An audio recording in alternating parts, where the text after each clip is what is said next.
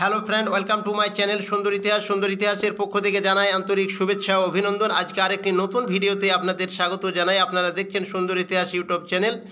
WBSLST new recruitment 2025 সালের মধ্যেই কিন্তু একটি ফ্রেশ রিক্রুটমেন্ট কিন্তু হতে যাচ্ছে সুপ্রিম কোর্টের অর্ডার অনুযায়ী। তবে অনেকেরই ধারণা হচ্ছে যে যারা 2016 সালে হয়তো এক্সাম দিয়েছিল তারাই কেবল পরীক্ষায় বসতে পারবে, আর নতুনরা হয়তো ভাবছেন যে এবার আমরা হয়তো আর সুযোগ পাবো না বা আমরা পরীক্ষায় বসতে পাবো না, এটাই হয়তো আপনারা ভাবছেন। তো আপনাদেরকে বলবো আপনারা একদমই চিন্তা ভাবনা না করে আপনাদের প্রস্তুতিটাকে চালিয়ে যান। দীর্ঘ 10 বছর ধরে কিন্তু কোনো এক্সাম নেওয়া হয়নি স্কুলের মাস্টারের জন্য। আপনারা একদমই পিছিয়ে থাকবেন না, প্রত্যেককেই কিন্তু এই পরীক্ষায় অংশগ্রহণ করতে পারবেন, এমনটাই কিন্তু আমার ধারণা। এবং সুপ্রিম কোর্ট কিন্তু ফ্রেশ রিক্রুটমেন্ট বলে দিয়েছে। আমরা একটা রাজ্যের দিকে যদি আমরা তাকাই, সেখানে দেখব ত্রিপুরা, এই পাশের রাজ্য ত্রিপুরা, সেই ত্রিপুরা রাজ্যেও কিন্তু এই ধরনের একটা অর্ডার কিন্তু আমরা দেখেছিলাম। আর সেই অর্ডার অনুযায়ী কিন্তু প্রত্যেককেই তারা কিন্তু এক্সামে অংশগ্রহণ করতে পেরেছিলেন। তার জন্যে বলবো সময় আপনারা যদি এখন থেকে আপনাদের প্রস্তুতিটাকে চালিয়ে যান, আপনারা তো কোনো ক্ষতি করবেন না। আপনাদের যে সিলেবাস, সেই সিলেবাস ধরে আপনারা যখন আপনাদের সাবজেক্টটাকে ভালোভাবে পড়বেন তখন তো আরও স্ট্রং হয়ে যাবে। আর দীর্ঘ 10 বছর ধরে এক্সাম নাই, সেক্ষেত্রে কিন্তু এক্সাম একটা নেবে, সেই জন্য আপনারা পিছিয়ে থাকবেন না। আপনাদের জন্য আমি এই সুন্দর ইতিহাস চ্যানেলে আমার ইতিহাস সাবজেক্টের ওপর থেকে আপনাদেরকে যেভাবে আমি সহযোগিতা করে থাকি, আপনারা দেখছেন, আপনারা যদি দেখেন আরও সহযোগিতা হয়তো পাবেন। তো আমি আজকে যে ভিডিওটা নিয়ে আলোচনা করতে চলেছি সেটা হচ্ছে মধ্যকালীন ভারত।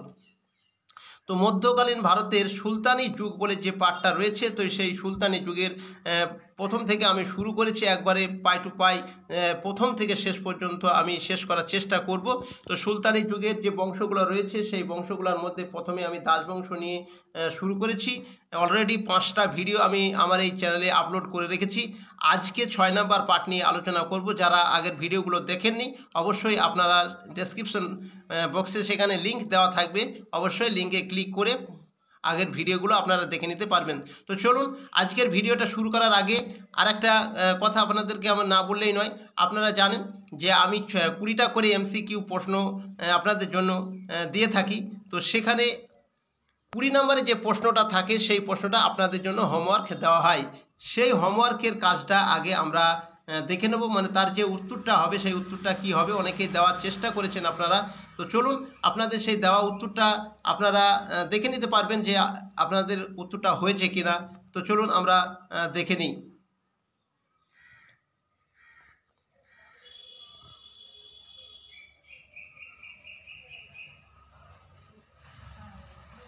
হ্যাঁ, 20 নম্বরের প্রশ্ন চলে এসেছে। গিয়াসউদ্দিন বলবন তার উত্তরাধিকারী মনোনীত করার কতদিন পর তিনি মারা যান? এই প্রশ্নটা আপনাদের জন্য 30/4/2025 হোমওয়ার্ক দেওয়া হয়েছিল, মানে 5 নম্বর পার্টের প্রশ্ন। তো আপনারা অনেকেই হয়তো উত্তর দিয়েছেন। তো এই প্রশ্নের সঠিক উত্তরটা আপনারা মিলিয়ে নেন। এই প্রশ্নের সঠিক উত্তরটি হয়ে যাবে অপশন এ, 4 দিন পর। অপশন এ হয়ে যাবে এই প্রশ্নের সঠিক উত্তর, 4 দিন পর। তো 4 দিন পর একটা কথা আমরা জানি যে বলবন তার জ্যেষ্ঠ পুত্র মোহাম্মদের মৃত্যু যখন হয়, মোহাম্মদ যখন মারা যান, তার নাবালক পুত্র কাই খসরুকে তার উত্তরাধিকারী মনোনীত করার 4 দিন পরেই কিন্তু তিনি মারা গিয়েছিলেন 1287 সালে। অবশ্যই আমরা প্রত্যেকেই জানি যে 1287 সালে, এই 1287 সালে গিয়াসউদ্দিন বলবন মারা যান। এবারে আজকের ভিডিওটা আমরা দেখে নেব। আজকের যে ভিডিওতে এখানে সুলতানি যুগের 5টি বংশ আপনারা দেখতে পাচ্ছেন। আমি এগুলো আর বলছি না, প্রত্যেক দিনের মতো এখানে দাসবংশর যে 10টা সুলতান এখানে দিয়েছি। আর একটা সুলতানের কথা আপনাদেরকে আমি বলবো বলেছিলাম। তো এখানে কাইকোবাদের পরেও একটা সুলতান হয়েছিল কাইমার্স বলে, সেটাও কিন্তু আমরা আজকের এই ভিডিওতে কিন্তু জেনে নেব। তো চলুন শুরু করি। Delhi sultanate part 6। প্রথম প্রশ্ন, আজকের প্রশ্নগুলো খুব মানে একবারে কি বলবো, একবার দুর্দান্ত প্রশ্ন কিন্তু হতে চলেছে। 40 শাসনকাল হিসাবে পরিচিত ছিল। খুব গুরুত্বপূর্ণ প্রশ্ন কিন্তু আজকের এই ভিডিওতে পেয়ে যাবেন। তো প্রথম থেকে শেষ পর্যন্ত আপনারা দেখতে থাকবেন না টেনে। তো 1 নম্বর প্রশ্নের যে অপশনগুলো রয়েছে আপনারা দেখে নেন। অপশন এতে রয়েছে 1236 থেকে 1266 পর্যন্ত, বিতে 1236 থেকে 1279 পর্যন্ত, সিতে 1236 থেকে 1287 পর্যন্ত, ডিতে 1236 থেকে 1246 পর্যন্ত। তো এই প্রশ্নের সঠিক উত্তরটি হয়ে যাবে অপশন এ। অপশন এ হয়ে যাবে এর সঠিক উত্তর, 1236 থেকে 1266 পর্যন্ত। তো আমরা জানি যে 40 চক্র যেটা হয়ে থাকে, সেই 40 চক্রের প্রতিষ্ঠাতা জানি ইলতুৎমিশ। তো সেই ইলতুৎমিশের সময় একদম শেষের দিক থেকে আমরা দেখতে পাচ্ছি 1266, অর্থাৎ এই গিয়াসউদ্দিন বলবনের সময় পর্যন্ত, এই সময় পিরিয়ডের মধ্যেই কিন্তু 40 চক্রের শাসনকালটা ছিল। এবারে আমরা চলে যাব 2 নম্বরের প্রশ্ন। গিয়াসউদ্দিন বলবন কার কাছ থেকে উলুগ খান উপাধি পান? খুব গুরুত্বপূর্ণ একটা প্রশ্ন। গিয়াসউদ্দিন বলবন কার কাছ থেকে উলুগ খান উপাধি পান? তো আমরা দেখে নেব এই প্রশ্নের সঠিক উত্তরটা কি হবে। তো এই প্রশ্নের সঠিক উত্তরটি হয়ে যাবে option B. Option B, Nasir Uddin Mahmud. তো এই নাসির উদ্দিন মাহমুদ সম্পর্কে আমরা অনেকেই একটু কনফিউজ হয়ে যায়। তার কারণ হচ্ছে নাসির উদ্দিন মাহমুদ কিন্তু এই সুলতানি যুগে অনেকগুলোই কিন্তু রয়েছে। তবে এই নাসির উদ্দিন মাহমুদ সম্পর্কে আমরা একটু জেনে নিই আগে, যে নাসির উদ্দিন মাহমুদ কে ছিলেন। না, নাসির উদ্দিন মাহমুদ যে 1246 থেকে 1265 বা 66 সাল পর্যন্ত তিনি 20 বছর ধরে রাজত্ব করেছিলেন। তো সেই 20 বছর রাজত্বের মধ্যে নাসির উদ্দিন মাহমুদকে আমরা সঠিকভাবে চিনতে পারি না। নাসির উদ্দিন মাহমুদটা কে ছিল? তো চলুন আমরা দেখে নিই। নাসির উদ্দিন মাহমুদ হচ্ছে শামসি বংশের শেষ সুলতান, অর্থাৎ ইলতুৎমিশের যে ইলবারি বংশ, সেই বংশকে শামসি বলা হচ্ছে কেন আবার। তো শামসি বংশের শেষ সুলতান ছিলেন নাসির উদ্দিন মাহমুদ। তিনি ছিলেন ইলতুৎমিশের পৌত্র, ইলতুৎমিশের পৌত্র অর্থাৎ নাতি। তো অনেকেই আমরা জেনে থাকি, মিনহাজউদ্দিন, ঐতিহাসিক মিনহাজউদ্দিন নাসির উদ্দিন মাহমুদকে ইলতুৎমিশের সবথেকে ছোট পুত্র বলে বর্ণনা করেছেন। এটাও আমরা কিন্তু ইতিহাসে পেয়ে থাকি। তবে আসলে নাসির উদ্দিন মাহমুদ ইলতুৎমিশের পুত্র নন, তিনি ছিলেন ইলতুৎমিশের পৌত্র, মানে নাতি। ইলতুৎমিশের জ্যেষ্ঠ পুত্র নাসির উদ্দিনের মৃত্যুর পর তিনি জন্মগ্রহণ করেছিলেন। ইলতুৎমিশের জ্যেষ্ঠ পুত্রের নাম ছিল কিন্তু নাসির উদ্দিন। তিনি 1229 সালে হঠাৎ করে যখন মারা যান, আকস্মিকভাবে যখন মারা গিয়েছিলেন, তারপরে ইলতুৎমিশ তার সেই নাতিকে তার বড় ছেলের নাম এবং উপাধি দিয়েছিলেন। তার বড় ছেলের নাম এবং উপাধিটা দিয়েছিলেন। এবং গুরুত্বপূর্ণ যে এই নাতিকে সারা জীবন ইলতুৎমিশের পুত্র হিসাবে বিবেচনা করা হয়েছিল, কারণ এটি ইলতুৎমিশের একটা ইচ্ছা ছিল। তো বুঝতে পারলেন আপনারা তাহলে নাসির উদ্দিন মাহমুদটাকে। এবারে আমরা চলে যাব 3 নম্বরের প্রশ্ন। নিম্নলিখিত গণের মধ্যে কে 40 সদস্য ছিলেন না? খুব গুরুত্বপূর্ণ একটা প্রশ্ন। আমরা জানি 40 জন সদস্য নিয়ে একটা দল কিন্তু তৈরি করা হয়েছিল, যেটাকে আমরা বলি 40। তো সেই 40 বা চাহেলগানি যে একটা নাম রয়েছে, তার সদস্য কে ছিলেন না? এখানে অপশনগুলো আপনারা দেখে নেন। তো এই প্রশ্নের সঠিক উত্তরটি হয়ে যাবে অপশন এ, ইমাদ উদ্দিন রায়হান। এই ইমাদ উদ্দিন রায়হান কিন্তু 40 সদস্য ছিলেন না। তাহলে তিনি কে ছিলেন? তিনি ছিলেন দিল্লির ভকিলদার। এই ভকিলদার ইমাদ উদ্দিন রায়হান একজন হিন্দুস্তানি দলের নেতা ছিলেন। হিন্দুস্তানি দলের নেতা অর্থাৎ ইসলাম গ্রহণকারী একজন ভারতীয় নেতা তিনি ছিলেন। তারপরে আমরা দেখে নেব তারপরের প্রশ্নটা কি রয়েছে। 4 নম্বরের প্রশ্নতে রয়েছে, সুলতান বলবনের আমলে একজন দাস আমিরের প্রথম বিদ্রোহ হয়েছিল যার দ্বারা? অপশনগুলো আপনারা দেখে নেন কি এখানে বলা হয়েছে। অপশন এতে শের খান, বিতে মালিক বারবাক এবং সিতে আছে হায়াবত খান, আর ডিতে রয়েছে তুরহিল খান। তো এই প্রশ্নের সঠিক যেটা উত্তর হয়ে যাবে তা হচ্ছে অপশন ডি, তুরহিল খান। এই তুরহিল খানটা ছিলেন 40 একজন সদস্য, এই 40 চক্রের একজন সদস্য, যিনি নিজেকে বাংলার সুলতান বলে ঘোষণা করেছিলেন। আর তিনি বলবনের একজন দাস ছিলেন, আর একজন দাস হিসাবেই তার প্রথম যে বিদ্রোহ হয়েছিল সেটা আমরা জানতে পারি। এবারে 5 নম্বরের প্রশ্ন, দিল্লির কোন সুলতান সর্বপ্রথম সৈন্য বিভাগ গঠন করেন? তো এই প্রশ্নের সঠিক উত্তরটি হয়ে যাবে অপশন সি বলবন। তো বলবন দিল্লিতে সর্বপ্রথম সৈন্য বিভাগ গঠন করেছিলেন। এবারে আমরা চলে যাব 5 নম্বর থেকে 6 নম্বর প্রশ্ন, নিম্নলিখিত কোন জোড়াটি সঠিক নয়? অপশন এতে রয়েছে বারিদ গুপ্তচর বিভাগ, তারপরে বিতে রয়েছে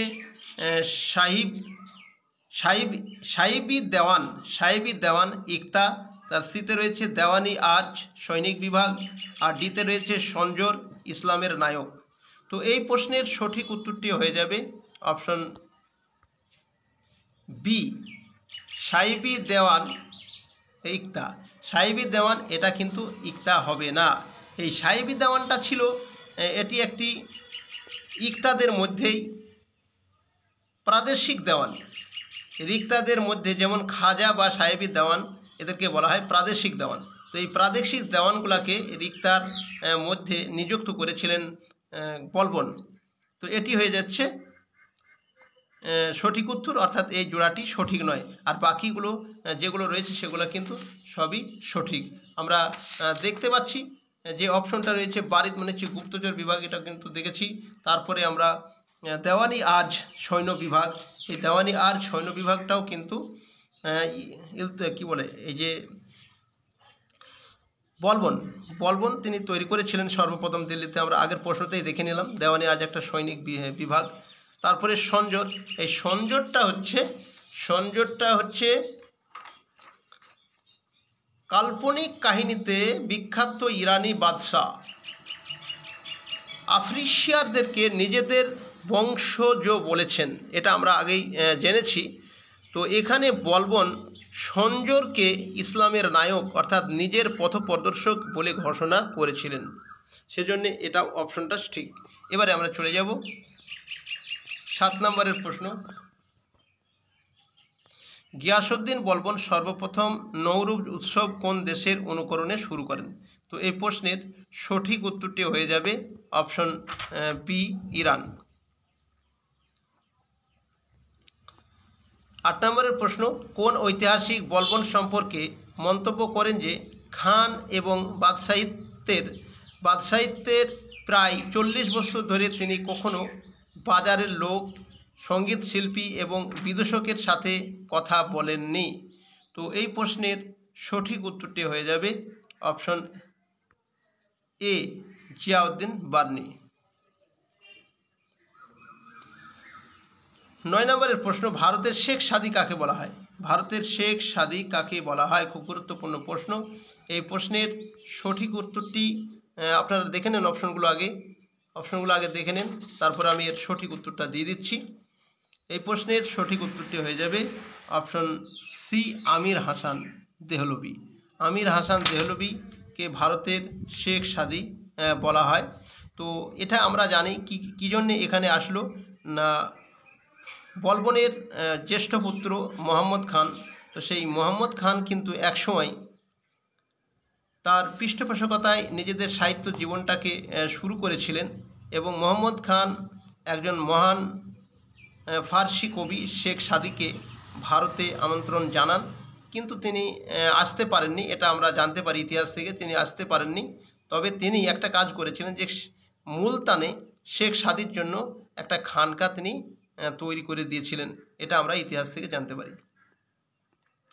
এবারে 10 নম্বরের প্রশ্ন, কোন সুফি সাধককে বলবনের পুত্র মোহাম্মদকে বলে দিয়েছিলেন যে মঙ্গলদের বিরুদ্ধে যুদ্ধ করার সময় তিনি মারা যাবেন, আর তেমনটাই ঘটেছিল? খুব গুরুত্বপূর্ণ একটা প্রশ্ন।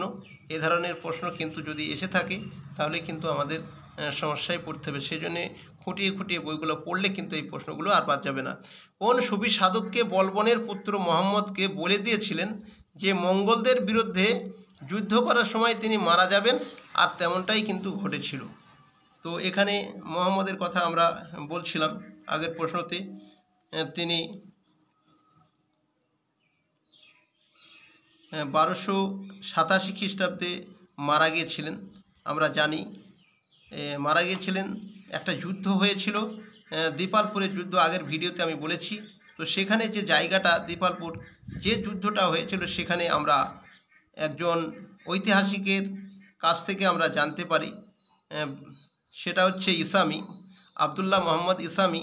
তিনি বলেছিলেন যে সিন্ধু সীমান্তে ছন্দি কন্দলির যুদ্ধ, সিন্ধু সীমান্তে ছন্দি কন্দলির বলে একটা জায়গা, সেখানে যুদ্ধটা হয়েছিল। সেখানে তিনি মঙ্গল নেতা তমরের সাথে যুদ্ধ করার সময় এই মোহাম্মদ মারা গিয়েছিলেন। তাহলে বুঝতে পারছেন, তো এই প্রশ্নে যেটা উত্তর হয়ে যাবে তা হচ্ছে অপশন সি, সদরউদ্দিন আরিফ মোহাম্মদ। এই প্রশ্নের উত্তরটা হয়ে যাচ্ছে সদরউদ্দিন আরিফ মোহাম্মদ। এবারে আমরা 11 নম্বরের প্রশ্নে চলে যাব। সুলতানি যুগে কাকে বিদ্রোহের নগর বলে ডাকা হতো? বিদ্রোহের নগর বলে ডাকা হতো। অপশনগুলো দেখে নেন আপনারা। এই প্রশ্নের সঠিক উত্তরটি হয়ে যাবে অপশন এ, বাংলা। বাংলাকে সুলতানি যুগে বিদ্রোহের নগর বলা হতো, আর তুর্কিরা বাংলাকে বলতো পরিপূর্ণ নরক। পরিপূর্ণ নরক বলতো তুর্কিরা।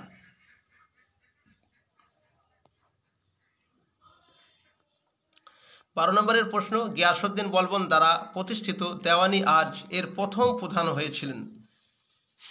অপশনগুলো আপনারা দেখে নেন। এই প্রশ্নের সঠিক উত্তরটি হয়ে যাবে অপশন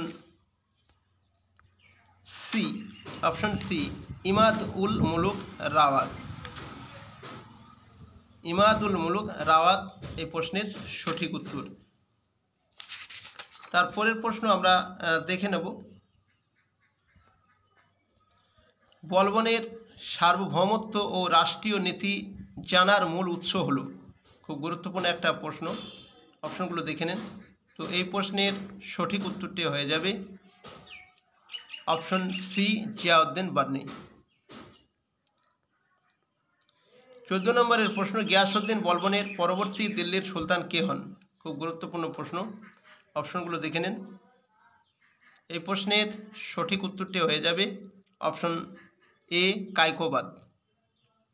তো কায়কোবাদ এর ঘটনা আমরা অনেকেই শুনে নিয়েছি, আর বলছি না।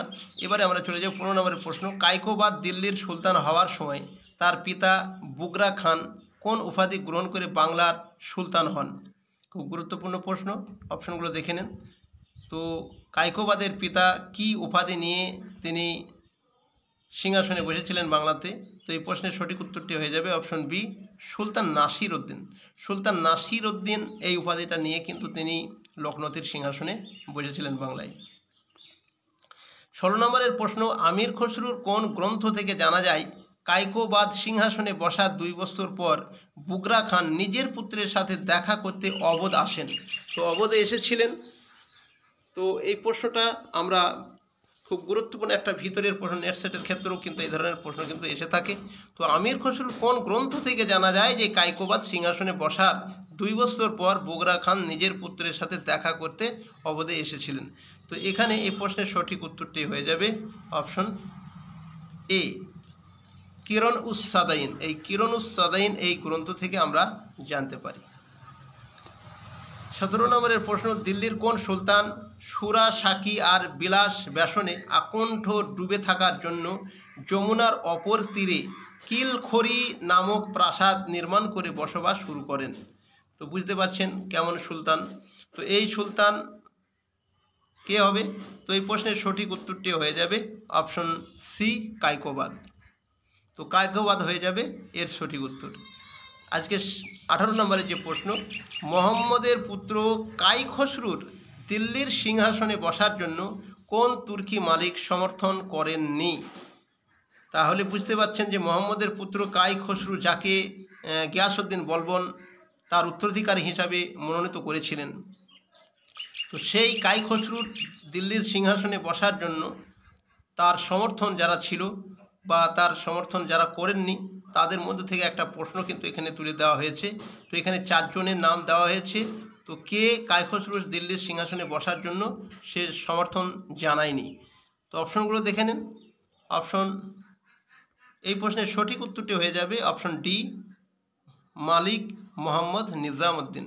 তো এই প্রশ্নের সঠিক উত্তরটা হয়ে যাবে মালিক মোহাম্মদ নিজামউদ্দিন। এখানে মালিক বানানটা মিস্টেক হয়েছে, এখানে মহাকার লয়হস্যি হবে। তো মালিক মোহাম্মদ নিজামউদ্দিন ঠিক করে নেবেন। তারপরের প্রশ্ন আমরা দেখে নেব 19 নম্বরের প্রশ্ন, কায়কোবাদ মালিক ফিরোজ খলজিকে কোথা থেকে এনে আরজি মামলিক পদে নিয়োগ করেন? কায়কোবাদ মালিক ফিরোজ খলজিকে কোথায় থেকে এনে আরজি মালিক পদে নিয়োগ করেছিলেন?